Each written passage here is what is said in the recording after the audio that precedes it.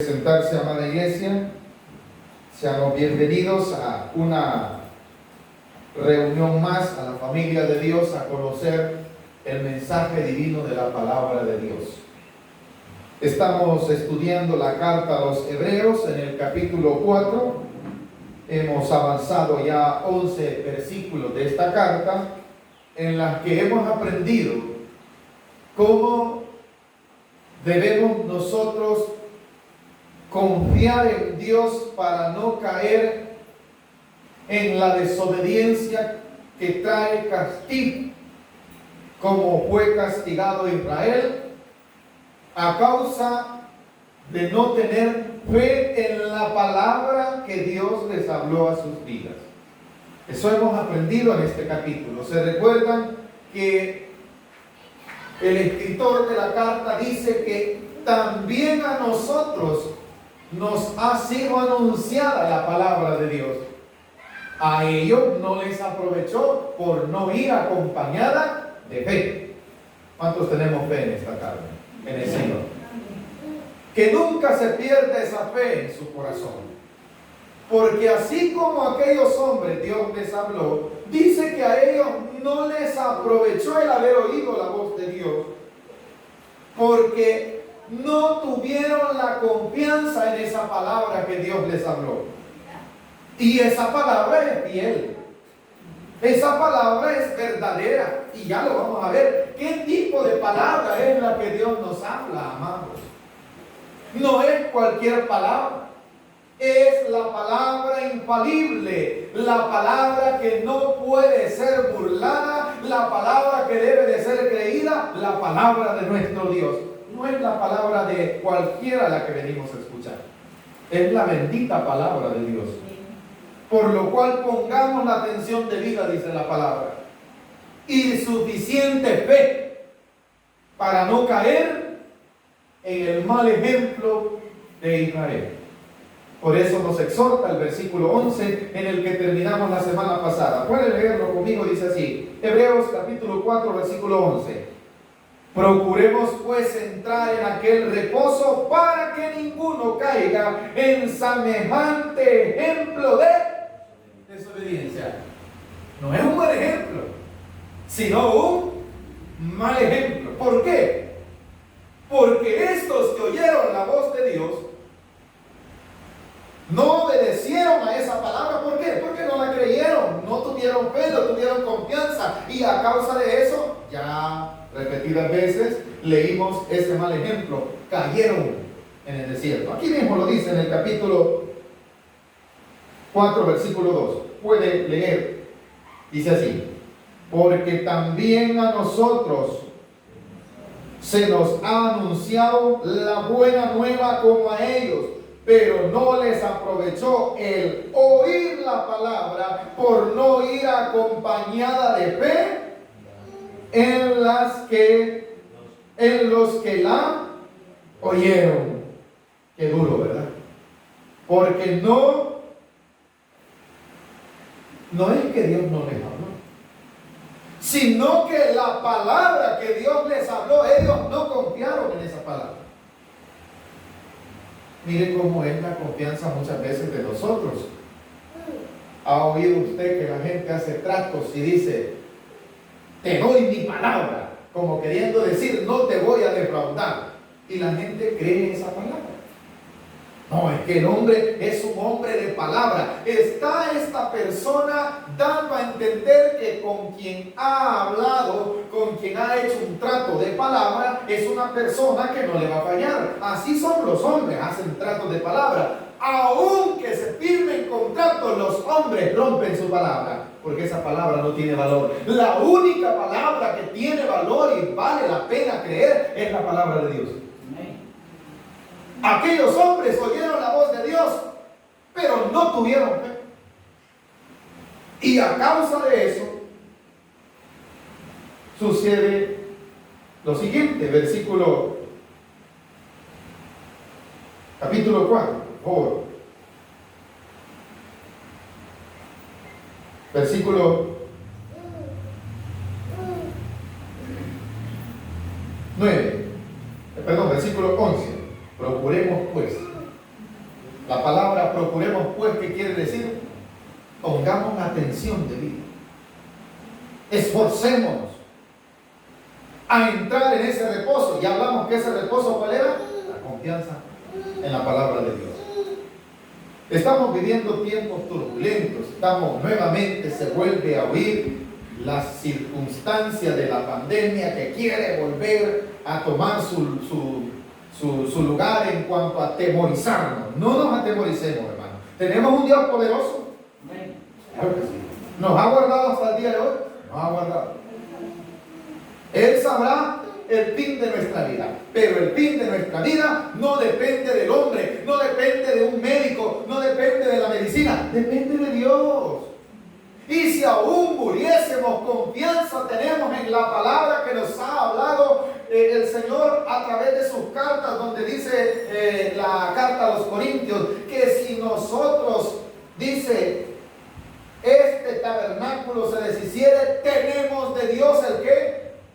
Un edificio. O sea, eso quiere decir que si aún muriésemos, tenemos la promesa de la vida eterna dada por Dios a nuestro corazón. Él es el mismo que dijo, el que cree en mí, aunque esté muerto, vivirá. ¿Quién dijo eso? El Señor Jesús. Entonces, no temamos, iglesia. La vida de nosotros no termina cuando nos entierran. La eternidad está garantizada porque es una palabra fiel. Quien lo prometió es el Señor. Entonces confiemos en esa palabra. Eso es lo que nos está diciendo el versículo 11. Procuremos, esforcémonos a no perder la confianza del Señor, que fue la causa de la muerte de aquellos que perecieron en el desierto. ¿A causa de qué quedaron sus cuerpos muertos según el capítulo 13? ¿Recuerdan? De los mismos que oyeron la palabra de Dios, pero que a causa de no confiar en el Señor, quiere decir, no reposaron en Él, sus cuerpos quedaron en el desierto, muertos. Eso ya lo hemos estudiado. Ahora, mis amados, veamos lo que dice el versículo 12. ¿Por qué debo entonces procurar confiar en esa palabra? ¿Cuál es la garantía? ¿Qué me da a mí esa garantía de saber que Dios no me está mintiendo? Bueno, lo puede leer conmigo en el versículo 12. Porque la palabra de Dios es viva. La palabra quiere decir que tiene vida, porque quien la dio es alguien que está vivo. ¿Correcto? ¿Quién sopló esa palabra? ¿Quién le dio vida a esa palabra? El dueño de esa palabra. ¿Y el dueño de esa palabra quién es? Es Dios. O sea, esa palabra es tan eficaz como eficaz es el que la dice.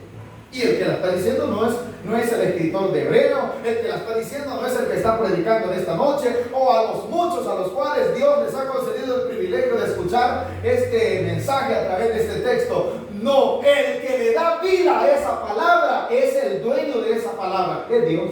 Amén. Amén, hermano.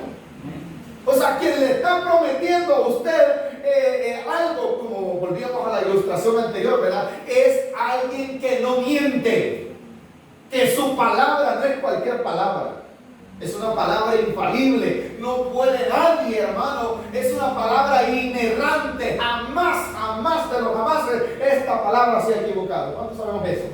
Entonces, la garantía por lo cual yo debo de confiar en lo que Dios me da para entrar en ese reposo es que esa palabra salió del mismo corazón de Dios. Y dice así, versículo 12: porque la palabra de Dios es viva, y por lo cual y eficaz, quiere decir que tiene la capacidad de operar en nosotros. ¿A cuántos de nosotros la palabra de Dios más de alguna vez que usted ha venido o quizás ha oído algún mensaje en la radio, o ha ido a un culto y de repente hay una predicación y de repente esa palabra usted dice, eso es para mí? ¿Cuántos hemos vivido eso? Porque esa palabra es de Dios, correcto. Y usted dice, Dios me está hablando. ¡Sí!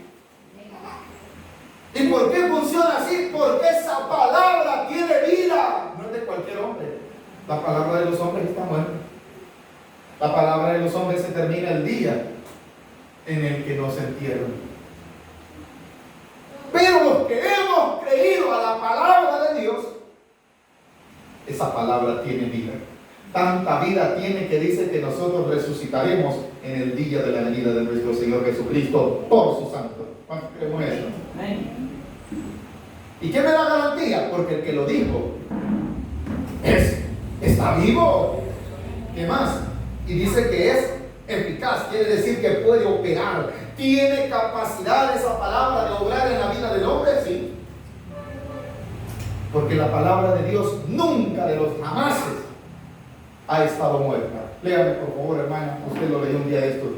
Isaías, si no me equivoco, capítulo 55, versículo 12, si no me equivoco. Si no me corrige. Oiga, desde el tiempo antiguo, la garantía que hay en la palabra de nuestro Dios. No estoy muy seguro si es 55:12. ¿Qué dice? No, pues me he equivocado. 11, perdón, hermano. Amén. Oiga. Ajá. Vale, esa palabra que salió de dónde dice. ¿Y de qué estamos hablando? ¿De la palabra de quién? De Dios. ¿De dónde salió esta palabra? De la boca de Dios. ¿Y qué pasa con esa palabra? ¿Es una palabra vana? No. Léalo. Así será mi palabra que sale de mi boca. No volverá a mí vacía, sino que hará lo que yo quiera. Aleluya. Gloria a Dios. Vale. O sea que si Dios dice algo, no lo está diciendo por gusto. Eso está diciendo. Así será mi palabra. Lo está diciendo el profeta, está hablando en el nombre de Dios.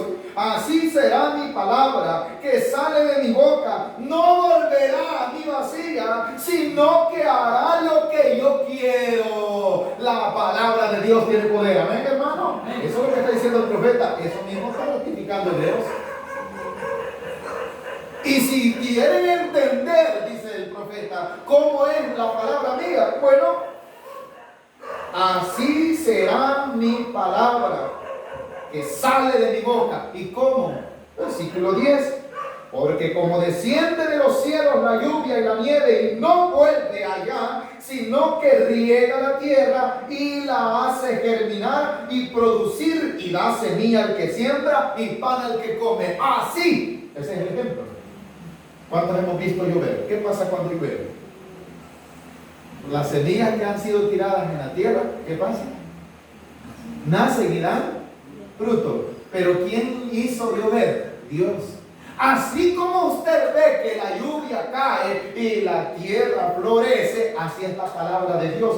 Dios permite que sea predicada y no crea, aunque la gente diga, mentira, ese hombre tiene mucho tiempo de predicar y nada pasa.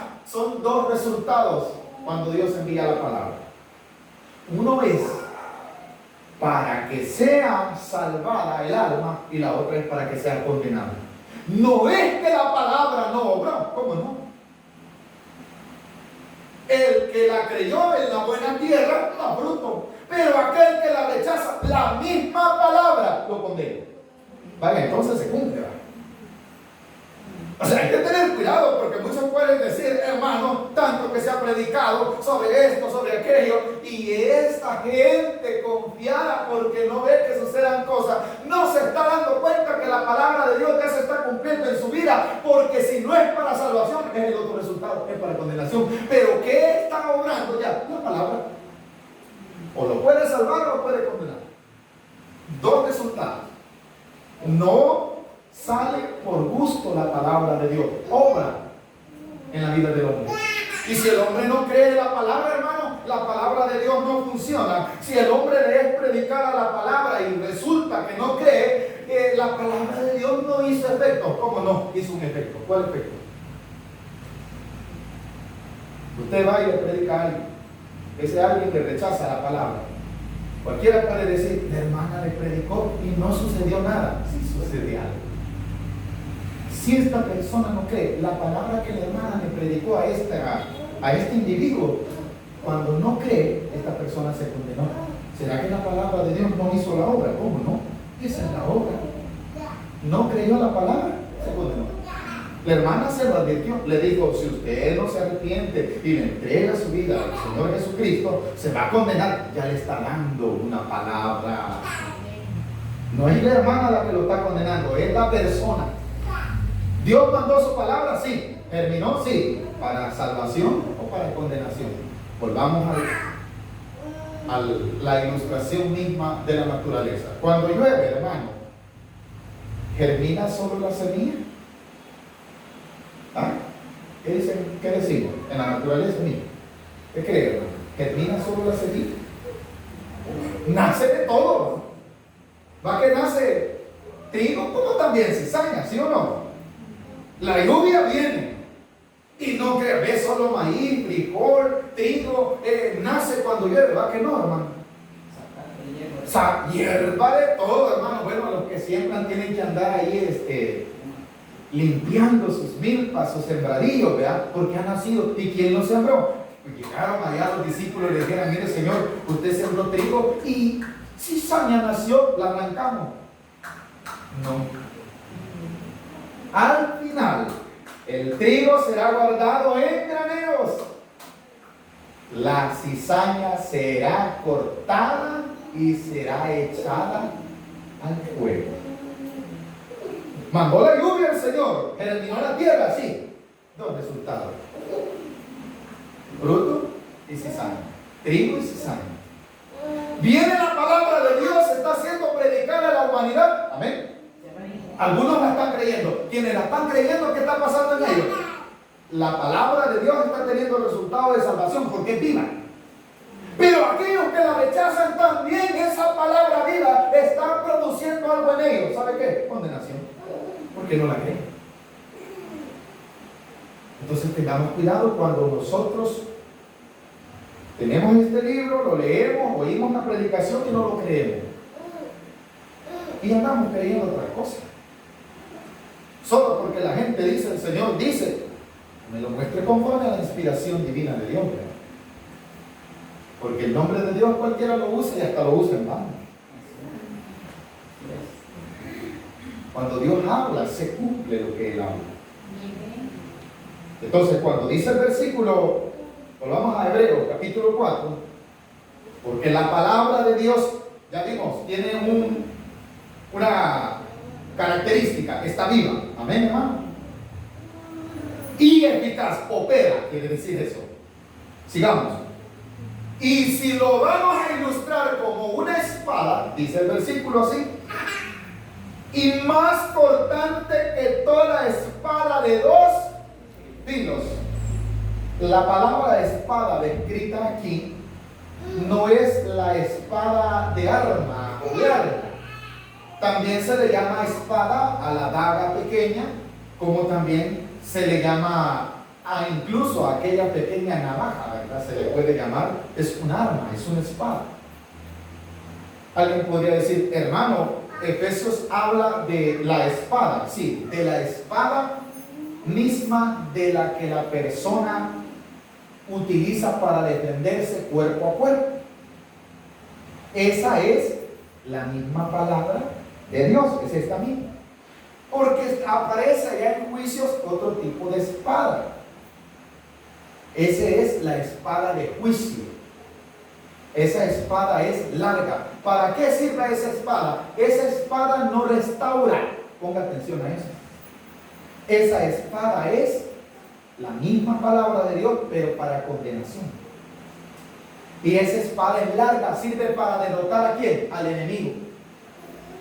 Pero de la palabra, de la espada que está hablando aquí, es esa que sirve para restaurar, que sirve para que haga una obra en nosotros, que es la que va a describir en el versículo 4 mismo, versículo 12.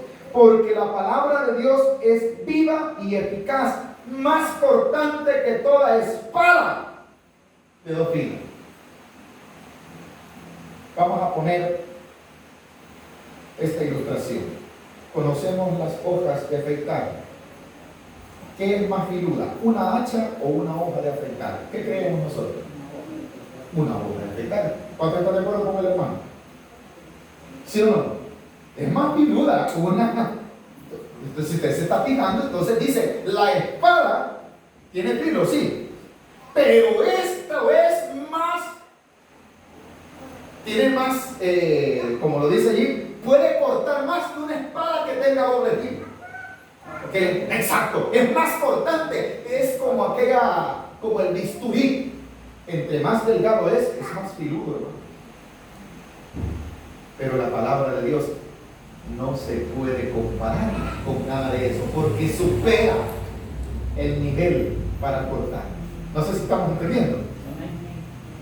Y dice lo siguiente: más cortante que toda espada de 2 filos. ¿Qué hace?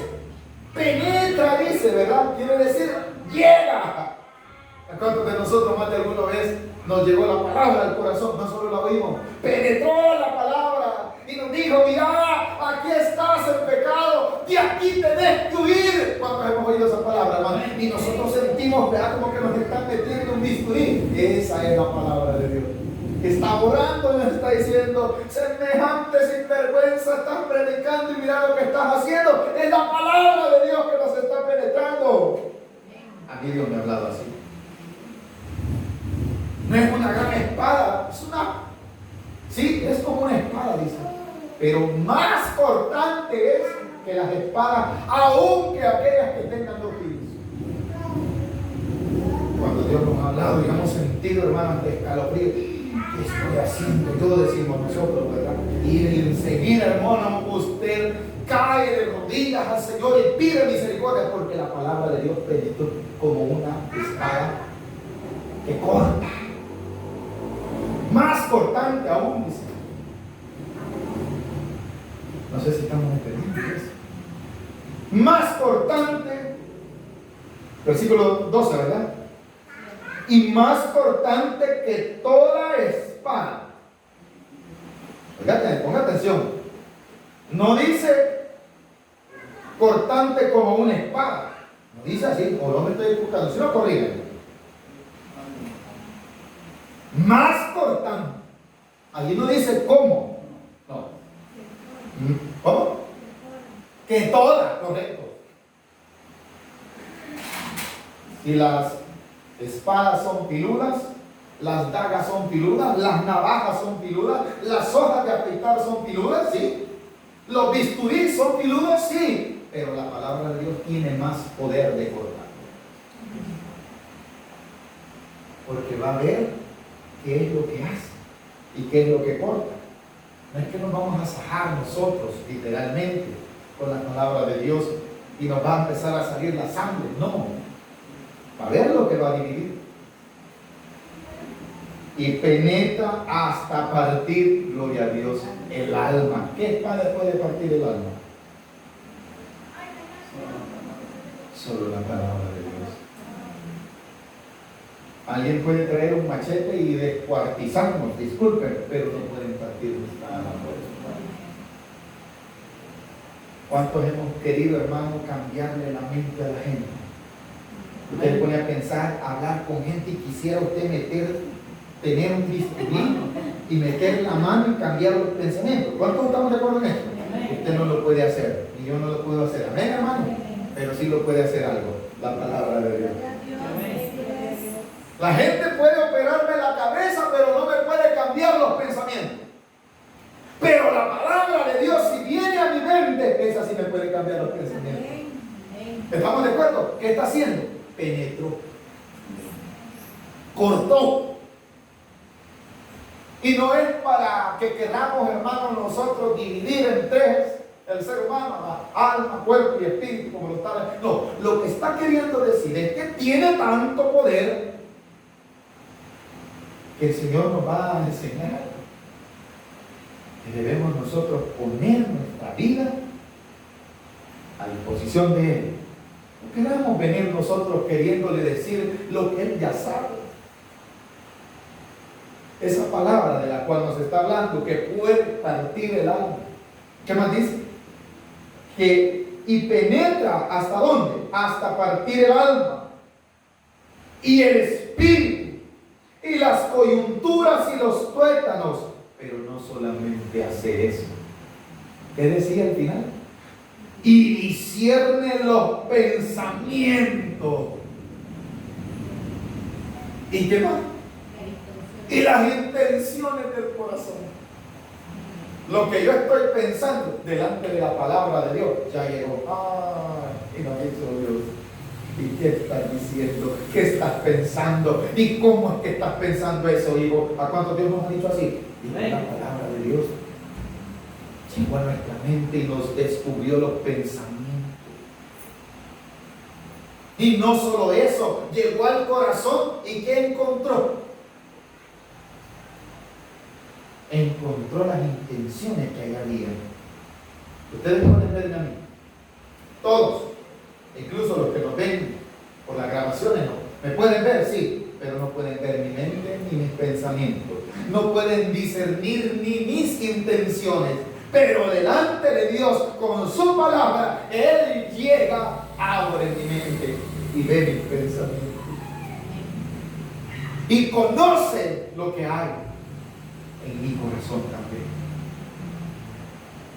Eso es la palabra de Dios. ¿Por qué cree usted, hermano, que cuando usted anda predicando y de repente usted sin querer habla de que el pecado trae condenación, la gente se enoja? Porque la palabra de Dios llegó y le tocó y es como que le haya metido una punzada, ¿verdad? Más cuando le dijo, usted mire, hay que arrepentirse, mire, por eso el mundo está mal, porque tanto pecado que hay en la vida del hombre. El hombre debe de dejar de adulterar, el hombre debe de dejar de robar, el hombre debe de dejar de extorsionar. Y a la gente, hermano, se va yendo. ¿Por qué?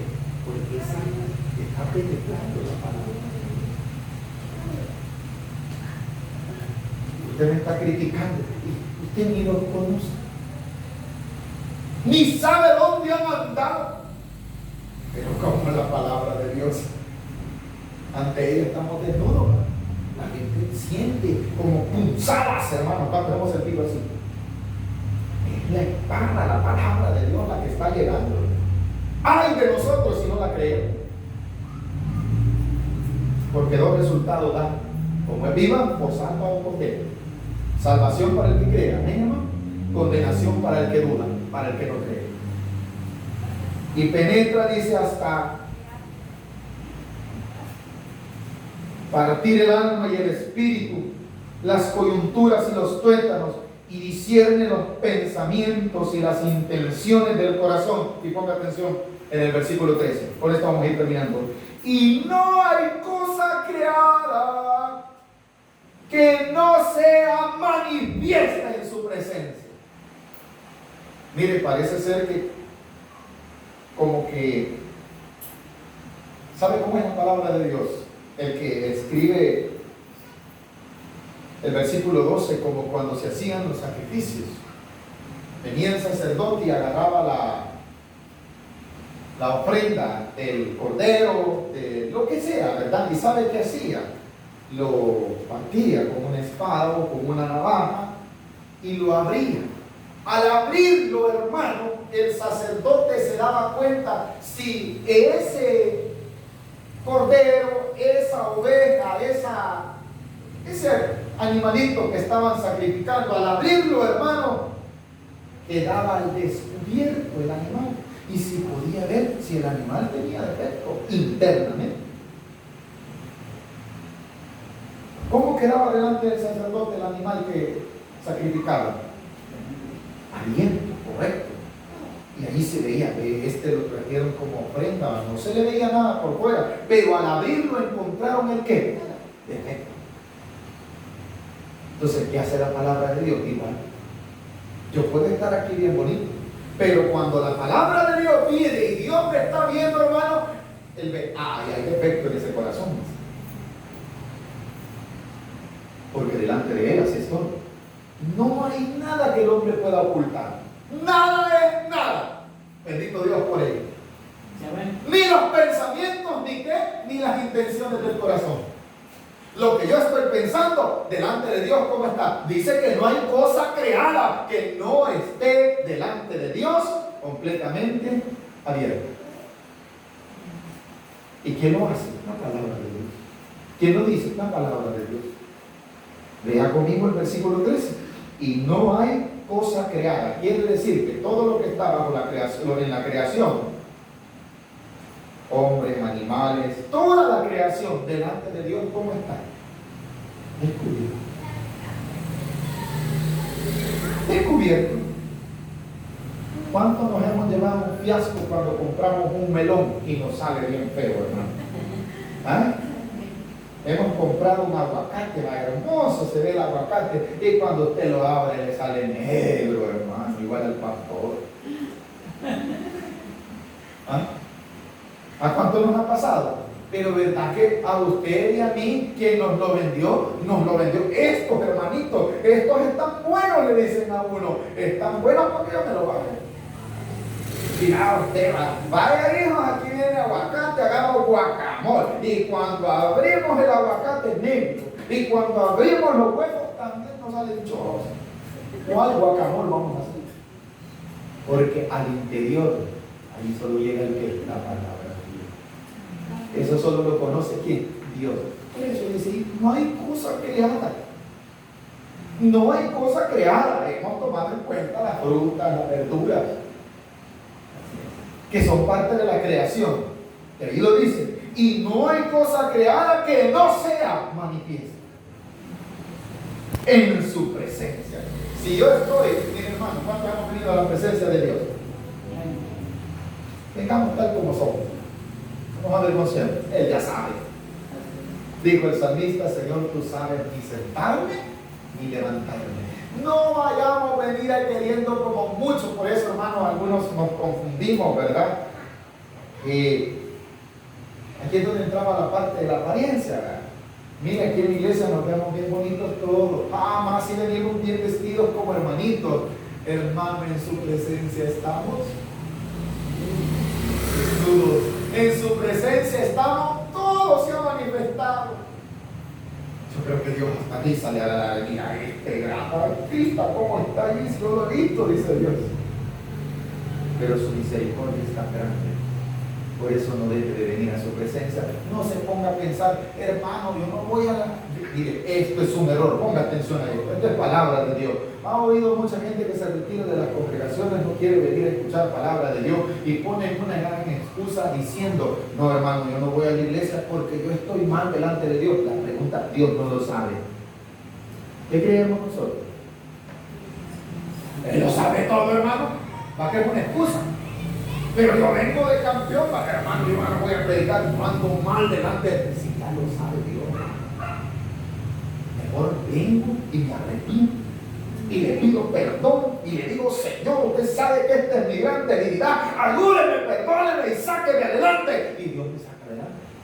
Pero si yo vengo de vivo y digo, no hermano, que yo ando mal con el Señor, yo no puedo llegar delante de la presencia de Dios. ¿Y delante de quién está hablando esta gente? De que delante del pastor.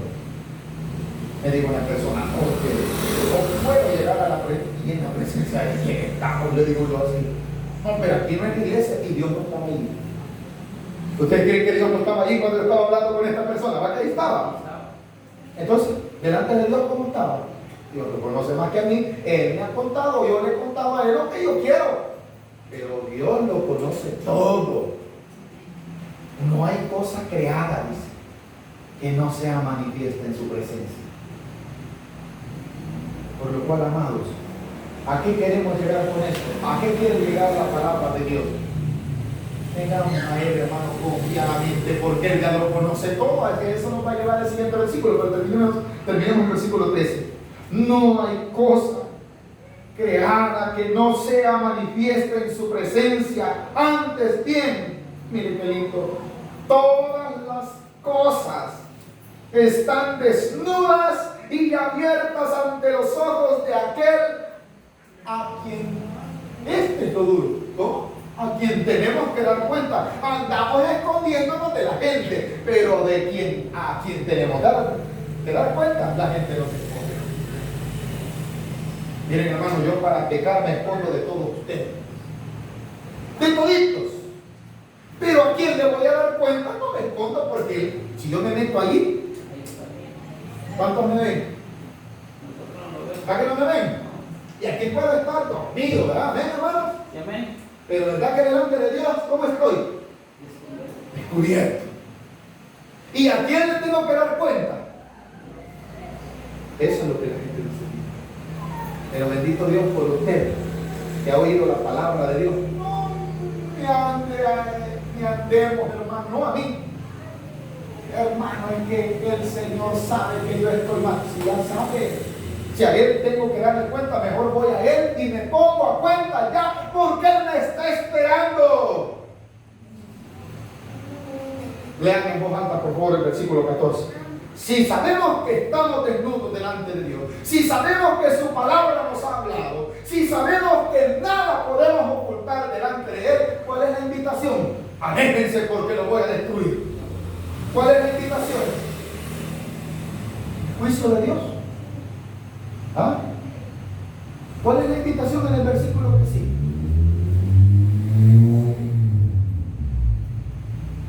¿Aló, iglesia? No, versículo 14. Por tanto, teniendo un gran sumo sacerdote que traspasó los cielos, Jesús el Hijo de Dios, retengamos nuestra profesión, porque no tenemos un sumo sacerdote que no pueda. O sea, el que nos está invitando sabe. Quiere decir, ya padeció. ¿Y qué dice el versículo 15? Perdón, 16. Acerquémonos. ¿Cómo dice? Acerquémonos. Ya que Dios no nos está hablando para destruir. ¿Cuánto nos alegramos por la misericordia de Dios, amada iglesia? Mire cómo es Dios. Dios nos está diciendo: ay, hijos, ustedes delante de mí están desnudos. Yo he visto cuando hiciste aquello que no me desagradó. Yo he visto eso y sé que es tu debilidad, pero te está diciendo algo Dios: te puedo compadecer de ti. Eso no me está diciendo, ¿verdad, hermano? Te puedo perdonar, pero tenés que hacer algo. ¿Cuál era? Retener esta confianza que tenemos en Él. Amén, hermano. La del versículo 14 y la del versículo 16, ¿cuál era? En ningún momento la Biblia habla, hermano, de que si nosotros, hermano, es que estoy mal delante de Dios. Sí, por eso, ¿qué dice? Acerquémonos porque a Él le vamos a dar cuenta. Así dice la Biblia, ¿verdad? ¿Y qué hacemos nosotros, hermano? Vamos a cerrar la iglesia, hermano, porque hay pecado, hermano. ¿Usted cree que Dios no sabe que yo ando en pecado? ¿Ah? Antes de que ustedes lo supieran, Él ya lo sabe. ¿O no, hermano? Esa es excusa mía. ¿Y qué creen que voy a hacer fuera de la iglesia? ¿Qué creen que voy a hacer si ya no vengo a predicar? A seguir en ese pecado. No, pero yo no estoy yendo a la iglesia. Esa es una excusa. Si al que le voy a dar cuenta ya sabe. ¿Cuándo sabemos eso? ¿Y a qué me invitan? A que me acerque, hermano. Si Él ya sabe qué quiere decir. Él ya sabe. Él me conoce como lo conoce a usted. ¿Cómo estamos delante de Él según el versículo 13 al final?